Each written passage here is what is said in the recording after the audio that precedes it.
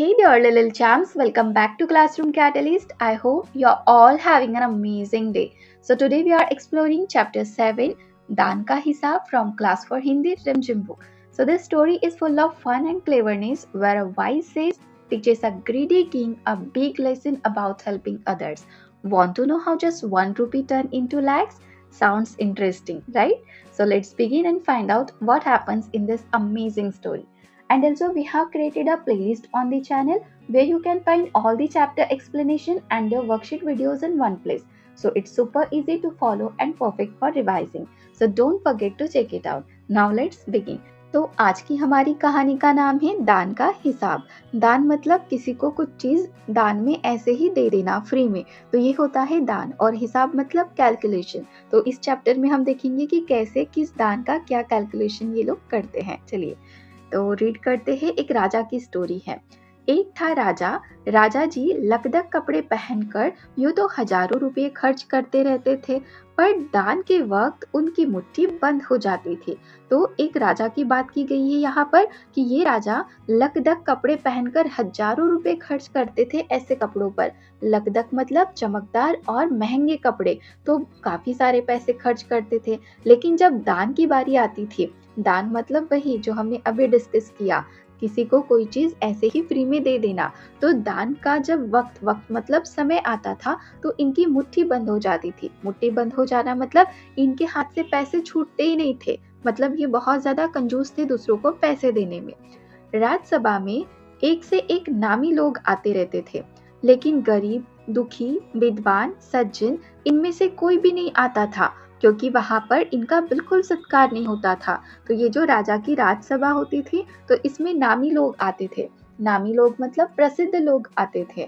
और यहाँ पर गरीब, दुखी, विद्वान, विद्वान मतलब जो ज्ञान और शिक्षा में बहुत निपुण हो ऐसा, और सज्जन होता है अच्छा और नेक स्वभाव वाला व्यक्ति। तो ऐसे लोग बिल्कुल नहीं आते थे, क्योंकि इन लोगों का वहाँ पर सत्कार नहीं होता था। सत्कार मतलब सम्मान पूर्वक स्वागत नहीं होता था, वेलकम नहीं करते थे इनका। तो एक बार क्या होता है, उस देश में अकाल पड़ गया। अकाल पड़ना मतलब जब खाने पीने की चीजें जैसे अनाज है ना, इनकी भारी कमी होना, तो इसे कहते हैं अकाल। मतलब भूखमरी कह सकते हम। बारिश ही नहीं होती है तो वहां पर खेतों में कुछ उगता नहीं है, तो अनाज की कमी हो जाती है, तो इसे कहते हैं अकाल। पूर्वी सीमा के लोग भूखे प्यासे मरने लगे, क्योंकि खाने के लिए कुछ नहीं था, तो लोग मरने लग गए थे। राजा के पास खबर आई। खबर मतलब समाचार, न्यूज। वे बोले, ये तो भगवान की मार है, इसमें मेरा कोई हाथ नहीं है। तो राजा ने जैसे ही सुना, राजा का कहना था कि भाई ये तो भगवान की मार है, बारिश नहीं हुई, अनाज नहीं उगा, तो भगवान की वजह से, इसमें मेरा कोई हाथ नहीं है और मैं कुछ नहीं कर सकता। तो लोगों ने कहा, महाराज राज भंडार से हमारी सहायता करने की कृपा करे, जिससे हम लोग दूसरे देशों से अनाज खरीदकर अपनी जान बचा सके। तो लोगों ने क्या कहा कि महाराज राज भंडार। अब राज भंडार क्या होता है, राजा के पास संग्रहित इकट्ठा जो धन या फिर संसाधन हम कह सकते हैं, वो होता है राज भंडार। तो लोगों का कहना था कि भाई महाराज राज भंडार में जो भी है आप उसमें से हमारी मदद कर सकते हैं, तो इससे हम दूसरे देश से अनाज खरीद लेंगे और फिर हमारी जान भी बच सकती है। तो राजा ने कहा, आज तुम लोग अकाल से पीड़ित हो, कल पता चलेगा कहीं भूकंप आया है, परसों सुनूंगा कहीं के लोग बड़े गरीब हैं, 2 वक्त की रोटी नहीं जुटती। इस तरह सभी की सहायता करते करते जब राज भंडार खत्म हो जाएगा, तब खुद मैं ही दिवालिया हो जाऊंगा। यह सुनकर सभी निराश होकर लौट गए। तो महाराज का कहना क्या था कि भाई आज तो आप लोग अकाल की वजह से मेरे पास आ गए हो, फिर मुझे कल पता चलेगा कि कहीं पे भूकंप आ गया है, फिर भूकंप की वजह से आप मेरे पास आओगे मदद मांगने के लिए, फिर परसों मैं सुनूंगा कि कहीं पर लोग काफी ज्यादा गरीब हैं, 2 वक्त की रोटी तक उनको नसीब नहीं होती। तो फिर मैं अगर इसी तरीके से सबकी मदद करते रहूंगा, तो एक दिन मेरा राज भंडार खत्म हो जाएगा और मैं खुद दिवालिया हो जाऊंगा। दिवालिया मतलब क्या होता है, आर्थिक रूप से पूरी तरह से कंगाल हो जाना, पैसे सारे खत्म हो जाना, इसे कहते हैं दिवालिया। तो राजा का कहना है कि अगर मैं आप लोगों की मदद करूंगा तो मैं खुद गरीब हो जाऊंगा। और ये सारी बातें सुनकर सभी निराश हो जाते, सैड हो जाते और वहां से लौट जाते हैं। क्योंकि उन्हें समझ में आता है कि महाराज हमारी हेल्प नहीं करना चाहते। जबकि यहाँ पर देखिए राज भंडार की बात की गई है, तो राज भंडार में जो भी धन होता है वो सभी लोगों का होता है। मतलब राजा ने उन पैसों का, उस धन का यूज इन लोगों के लिए करना चाहिए, है ना। जब ये लोग प्रॉब्लम में हैं तो इनकी प्रॉब्लम उन्होंने सॉल्व करनी चाहिए। बट हमने स्टार्टिंग में देखा कि वो अपने कपड़ों पर सारा पैसा खर्च कर देते हैं, मतलब खुद की जरूरतों पर वो पैसा खर्च करते हैं, बाकी लोगों के लिए कुछ नहीं करते। इधर अकाल का प्रकोप फैलता ही जा रहा था। प्रकोप मतलब क्या होता है, उसका असर, या फिर हम बोल सकते हैं किसी समस्या या विपत्ति का भयंकर प्रभाव। तो ये फैलता ही जा रहा था। न जाने रोज कितने ही लोग भूख से मरने लगे, क्योंकि खाने के लिए कुछ नहीं था तो भूख से सारे लोग मरने लग गए थे। लोग फिर राजा के पास पहुंचे। उन्होंने राजसभा में गुहार लगाई। गुहार लगाना मतलब आवाज लगाना, प्रार्थना करना। तो उन्होंने प्रार्थना की, किससे? महाराज से। क्या कहा? दुहाई महाराज, आपसे ज्यादा कुछ नहीं चाहते, सिर्फ 10,000 रुपए हमें दे दे तो हम आधा पेट खाकर भी जिंदा रह जाएंगे। क्या कहा उन्होंने? कि हमें ज्यादा कुछ नहीं, सिर्फ 10,000। 10,000 मतलब 10,000 रुपीज। तो आप हमें 10,000 रुपीज दे दीजिए, हम आधा पेट खाकर जिंदा रह जाएंगे। इस पर देखिए राजा क्या कहते हैं। राजा ने कहा, 10,000 रुपए भी क्या तुम्हें बहुत कम लग रहे हैं? और उतने कष्ट से जीवित रहकर लाभ ही क्या है? क्योंकि लोगों का कहना है कि 10,000 रुपए दे दीजिए, हम आधा पेट खाना खाकर जिंदा रहेंगे। तो राजा का कहना है कि 10,000 तुम्हें क्या कम लग रहे क्या? इतने सारे पैसे मैं दूंगा और उतने में भी तुम लोग आधा पेट ही खाना खाओगे, तो इतने कष्ट से जीवित रहकर लाभ ही क्या है? इससे अच्छा कि तुम लोग मर जाओ। ऐसा कहना होता है किसका? राजा का। एक व्यक्ति ने कहा, भगवान की कृपा से लाखों रुपए राजकोष में मौजूद है, जैसे धन का सागर हो। उसमें से एक आधा लोटा ले लेने से महाराज का क्या नुकसान हो जाएगा? तो एक पर्सन ने क्या कहा कि भगवान की कृपा से तो लाखों रुपए है राजकोष में, मतलब राजभंडार में काफी सारे पैसे हैं।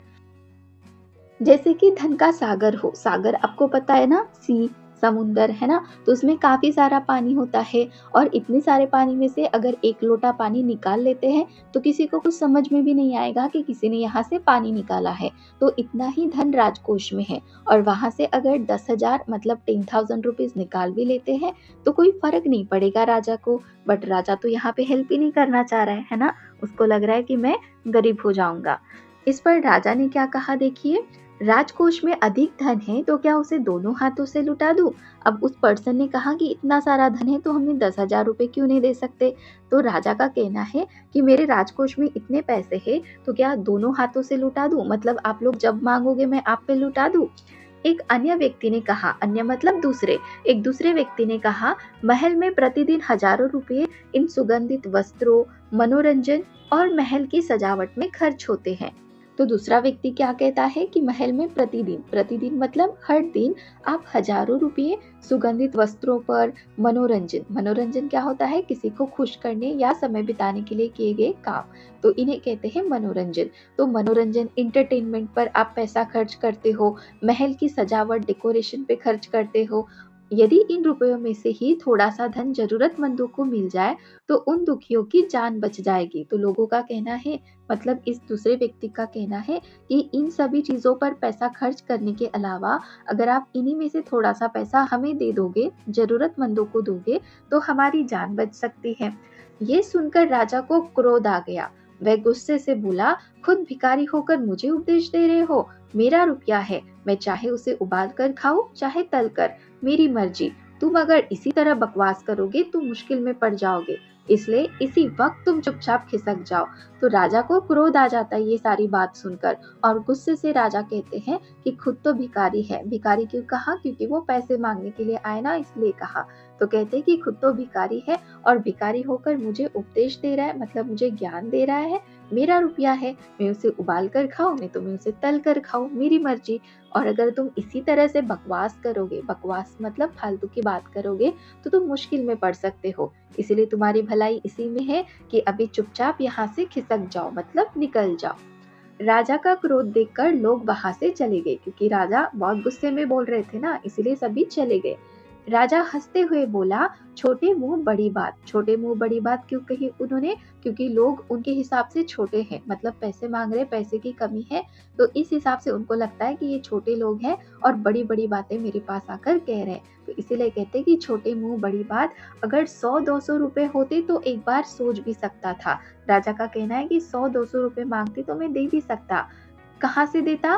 पहरेदारों की खुराक 2-4 दिन कम कर देता और ये रकम पूरी भी हो जाती। देखिए यहाँ पे फिर से उनकी सोच कैसी है कि पहरेदार तो काम करते हैं ना, ड्यूटी करते वहां पे अपनी, तो उनका कहना है कि उनकी खुराक को ही मैं कम कर देता और इसी से फिर वो 100-200 रुपए रकम इकट्ठा हो जाती।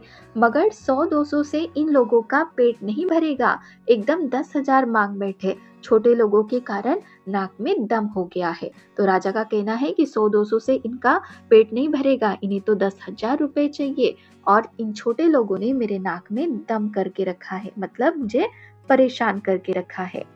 ये सुनकर वहां उपस्थित लोग हाँ हूँ कहकर रह गए। वहां उपस्थित लोग मतलब वहां पर जो भी प्रेजेंट थे उस राजसभा में, कौन आए होंगे? वही हमने स्टार्टिंग में पढ़ा ना, नामी लोग जो फेमस होते हैं, ऐसे लोग। तो उन्होंने हाँ हूँ कर दिया क्योंकि वो तो राजा है, कोई उन्हें कुछ नहीं कह सकता है ना, इसलिए वो चुपचाप से हाँ हूँ कहते हैं और शांत रहते हैं। मगर मन ही मन उन्होंने भी सोचा, राजा ने ये ठीक नहीं किया। जरूरतमंदों की सहायता करना तो राजा का कर्तव्य है, क्योंकि राज भंडार में जो पैसा होता है वो अकेले राजा का नहीं होता। राजा खुद इतनी मेहनत करता है क्या वो पैसा इकट्ठा करने के लिए? सभी लोग करते हैं और वहीं से राज भंडार में पैसा आता है।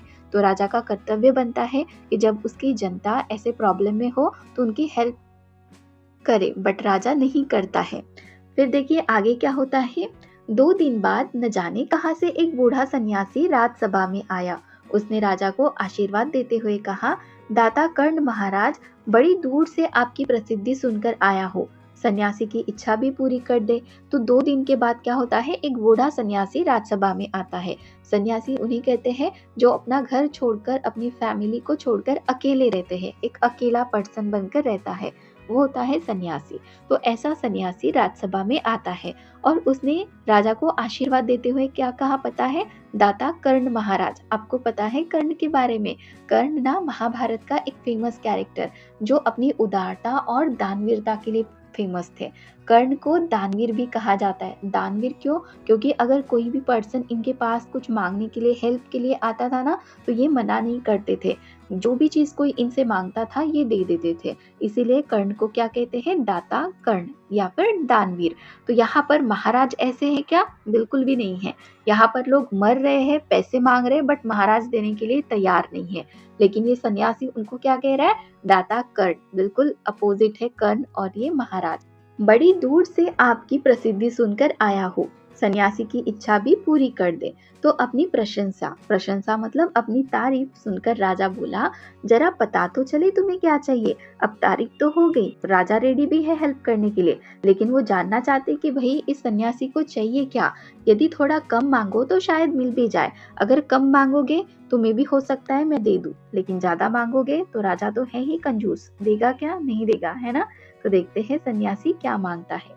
सन्यासी ने कहा, मैं तो सन्यासी हूँ, मैं अधिक धन का क्या करूँगा। मैं राजकोष से 20 दिन तक बहुत मामूली भिक्षा प्रतिदिन लेना चाहता हूँ। तो सन्यासी कह रहा है कि भाई मैं तो सन्यासी हूँ, मैं अकेला हूँ, मैं धन इकट्ठा करके क्या ही करूँगा, किसके लिए इकट्ठा करूँ। मैं तो सिर्फ 20 दिन, आने वाले 20 दिन तक मामूली भिक्षा प्रतिदिन लेना चाहता हूँ। भिक्षा क्या होता है? दान में दी गई चीज या फिर धन। तो ये धन या फिर ऐसी कोई चीज चाहता है सन्यासी। और कैसे चाहता है? हर दिन चाहता है। मेरा भिक्षा लेने का नियम इसी प्रकार है, मैं पहले दिन जो लेता हूँ दूसरे दिन उसका दोगुना, फिर तीसरे दिन उसका दोगुना, फिर चौथे दिन तीसरे दिन का दोगुना, इसी तरह से प्रतिदिन दोगुना लेता जाता हूँ। भिक्षा लेने का मेरा यही तरीका है। तो अपना तरीका, तरीका मतलब ढंग, तो अपना ढंग बताते हैं यहाँ पर सन्यासी कि मैं पहले दिन मैंने जो भी लिया मैं दूसरे दिन उसका डबल लेता हूँ, और तीसरे दिन दूसरे दिन मैंने जो लिया उसका डबल, और चौथे दिन तीसरे दिन मैंने जो भी लिया उसका डबल लेता हूँ, और यही मेरा तरीका है। तो राजा इस पर क्या बोलते हैं? तरीका तो समझ गया, मगर पहले दिन कितना लेंगे यही असली बात है। 2-4 रुपए से पेट भर जाए तो अच्छी बात है, मगर एकदम से 20-50 मांगने लगे तब तो 20 दिन में काफी बड़ी रकम हो जाएगी। यहाँ पर राजा अपना दिमाग दौड़ाता है और कहता है कि अगर 2-4 रुपयों से आपका पेट भर जाए तो अच्छी बात है, लेकिन अगर आपने एकदम से 20-50 मांगने लग गए तो फिर इसका दुगुना दुगुना करते करते काफी ज्यादा हो जाएगा। दुगुना मतलब क्या होता है? डबल डबल करना। जैसे आज के दिन 2 रुपए ले रहा है तो दूसरे दिन कितने लेगा? 2 टू जा कितना होता है? 4 4। फिर तीसरे दिन कितना होगा?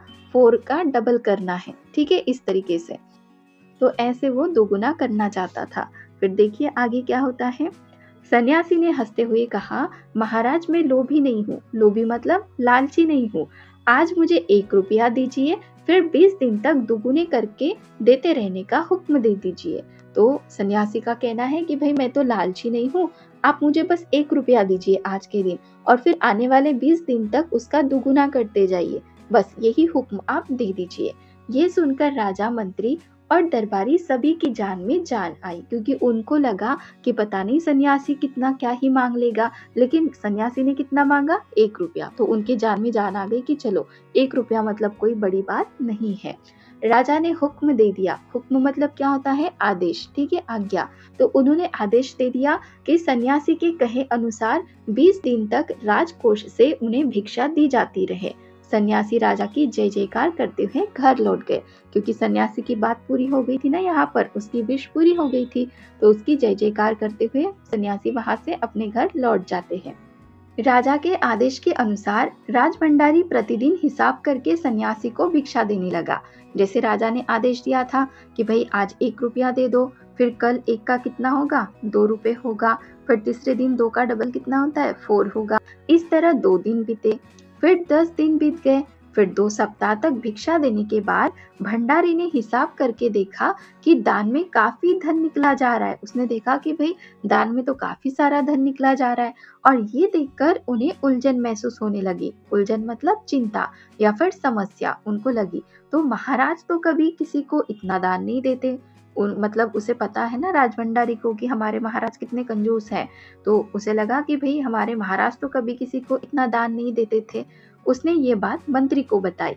मंत्री ने कुछ सोचते हुए कहा, वाकई ये बात तो पहले ध्यान में ही नहीं आई थी, मगर अब कोई उपाय भी नहीं है। महाराज का हुक्म बदला भी नहीं जा सकता। देखिए, अब मंत्री का कहना है कि हाँ सच में हमें पहले तो ये सब कुछ नहीं समझ में आया, लेकिन महाराज ने तो आदेश दे दिया है, अब उनका आदेश भी हम ठुकरा नहीं सकते।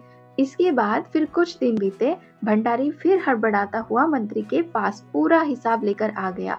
हिसाब देखकर मंत्री का चेहरा फीका पड़ गया, मतलब वो थोड़ा सा शॉक में चला गया कि भाई ऐसे कैसे हो सकता है। वह अपना पसीना पोंछकर, सिर खुजलाकर, दाढ़ी में हाथ फेरते हुए बोला, यह क्या कह रहे हो? अभी से इतना धन चला गया है तो फिर 20 दिनों के अंत में कितने रुपए होंगे? अभी बीच में ही इतना सारा धन चला गया, और जब 20 दिन होंगे तब सोचो कितना धन चला जाएगा। भंडारी बोला, जी पूरा हिसाब तो नहीं किया है। मंत्री ने कहा, तो तुरंत बैठकर अभी पूरा हिसाब करो। कुछ दिन का किया तो काफी ज्यादा लगा। तो फिर भंडारी कहता है कि मैंने तो पूरे दिन का किया भी नहीं हूँ। तो फिर मंत्री कहता है कि अभी बैठकर पूरे दिन का हिसाब करो। भंडारी हिसाब करने बैठ गया। मंत्री महाशय अपने माथे पर बर्फ की पट्टी लगाकर तेजी से पंखा झलवाने लगे, क्योंकि उन्हें गर्मी लग रही है। गर्मी किस बात की हो रही है? उन्हें टेंशन आ चुकी है ना यहाँ पे कि भाई इतने सारे पैसे हमारे राजकोष से जा रहे हैं। कुछ ही देर में भंडारी ने पूरा हिसाब कर लिया। मंत्री ने पूछा, कुल मिलाकर कितना हुआ? भंडारी ने हाथ जोड़कर कहा, जी 10,48,575 रुपए, मतलब 10,48,575 रुपए। इतने पैसे टोटल हो जाते हैं।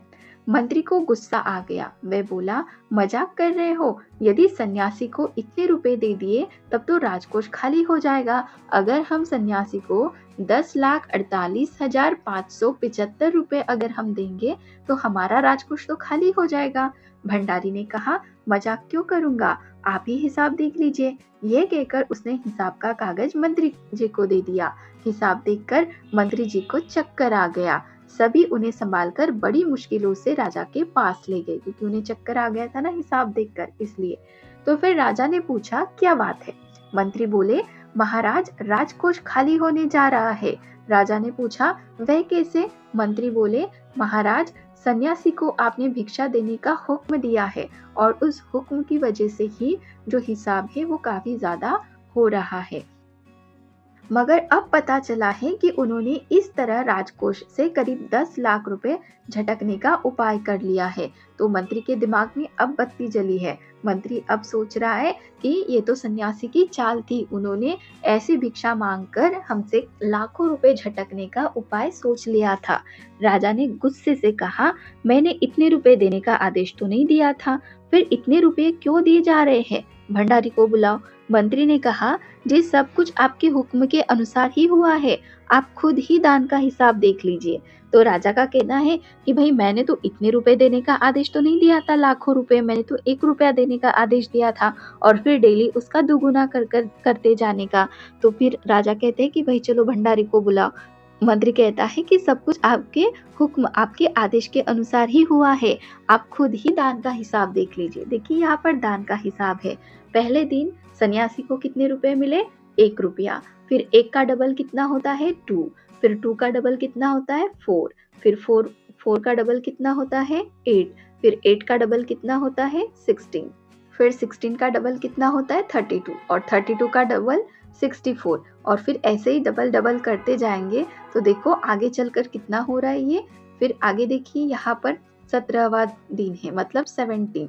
तो इस दिन में ये इतने पैसे हो गए हैं, 65,536। फिर इसका डबल करेंगे तो ये हो रहा है 1,31,072। और जब इसका डबल करते हैं तो 2,62,144। और जब इसका डबल करेंगे तो ये होता है 5,24,288। और जब इन सब को मिलाते हैं, शुरुआत से 1 रुपए से इन सारे पैसों को अगर मिलाते हैं तो ये टोटल कितना हो जाता है? 3,48,575 रुपए। तो अब यहाँ पर ये देख लिए किसने? राजा ने। तो राजा ने उसे 1 बार देखा, 2 बार देखा, इसके बाद वे बेहोश हो गए, सब परेशान हो गए। काफी कोशिशों के बाद उनके होश में आ जाने पर लोग सन्यासी को बुलाने दौड़े। फिर जैसे ही राजा होश में आते हैं तो सन्यासी को बुलाते लोग। सन्यासी के आते ही राजा रोते हुए उनके पैरों पर गिर पड़ा, बोला, दुहाई है सन्यासी महाराज, मुझे इस तरह जान माल से मत मारिए, जैसे भी हो एक समझौता करके मुझे वचन से मुक्त कर दीजिए। तो राजा सन्यासी से कहते हैं कि मुझे इस तरीके से जान माल से मत मारिए, चलिए एक समझौता कर लीजिए और मुझे इस वचन से मुक्त कर दीजिए, मतलब स्वतंत्र कर दीजिए। अगर आपको 20 दिन तक भिक्षा दी गई तो राजकोष खाली हो जाएगा, फिर राजकाज कैसे चलेगा? मेरा तो सारा राजकोष ही खाली हो जाएगा आपको देने में ही, फिर मेरा कामकाज कैसे चलेगा? सन्यासी ने गंभीर होकर, मतलब सीरियस होकर कहा, इस राज्य में लोग अकाल से मर रहे हैं, मुझे उनके लिए केवल 50,000 रुपए चाहिए। वह रुपया मिलते ही मैं समझूंगा मुझे मेरी पूरी भिक्षा मिल गई है, बस मुझे कुछ और नहीं चाहिए। तो यहाँ पर सन्यासी क्या कहता है कि आपके राज्य में लोग अकाल से मर रहे हैं और उनके लिए मुझे केवल 50,000 रुपए चाहिए। जैसे ही मुझे 50,000 रुपए मिल जाएंगे मैं समझ लूंगा कि मेरी भिक्षा पूरी हो गई और फिर मुझे कुछ नहीं चाहिए। तो राजा ने कहा, परंतु उस दिन एक आदमी ने मुझसे कहा था कि लोगों के लिए 10,000 रुपए भी बहुत है। तो यहाँ पर देखिए राजा क्या कहते हैं कि मुझे तो एक आदमी ने कहा कि सिर्फ 10,000 रुपए में भी हमारा काम चलेगा। इस पर सन्यासी क्या कहता है, मगर आज मैं कहता हूँ कि 50,000 से 1 पैसा कम नहीं लूंगा, क्योंकि हो सकता है कि ये जो भूखमरी थी, अकाल था, ये बहुत बढ़ गया हो और लोग काफी ज्यादा मर रहे हो। इसलिए सन्यासी का कहना है कि तब 10,000 की जरूरत थी बट आज 50,000 की जरूरत है, तो 50,000 से 1 पैसा भी मैं कम नहीं लूंगा। राजा गिड़गिड़ाया, मंत्री गिड़गिड़ाए, सभी गिड़गिड़ाए, मगर सन्यासी अपने वचन पर डटा रहा। गिड़गिड़ाना मतलब क्या होता है? विनती करना या फिर दया की भीख मांगना। सभी दया की भीख मांगते हैं, लेकिन जो सन्यासी था वो अपने वचन पर डटा रहा। आखिरकार लाचार होकर राजकोष से 50,000 रुपए सन्यासी को देने के बाद ही राजा की जान बची। तो लाचार मतलब क्या होता है? मजबूर होकर। तो मजबूर होकर उस सन्यासी को 50,000 रुपए दे देते हैं और फिर इस तरीके से राजा की जान बचती है। पूरे देश में खबर फैल गई, न्यूज फैल गई। कौन सी न्यूज? कि अकाल के कारण राजकोष से 50,000 रुपए राहत में दिए गए हैं। सभी ने कहा हमारे महाराज कर्ण जैसे ही दानी है, जैसे कर्ण दानी है वैसे ही हमारे महाराज दानी है। तो ये जो कहानी है ये किसने लिखी है? सुकुमार राय जी ने। तो यहाँ पे हमारा ये चैप्टर कंप्लीट हो जाता है। अब इसके कुछ क्वेश्चन आंसर्स बचे हैं तो ये हम नेक्स्ट वीडियो में डेफिनेटली करेंगे। So if you really enjoy this video and had fun learning with us, don't forget to hit that subscribe button. Join our Classroom Catalyst family so you never miss out our next video. And hey, give this video a thumbs up if you really like it. Share it with your friend and share your thought in the comment below. We would love to hear from you. Thank you so much.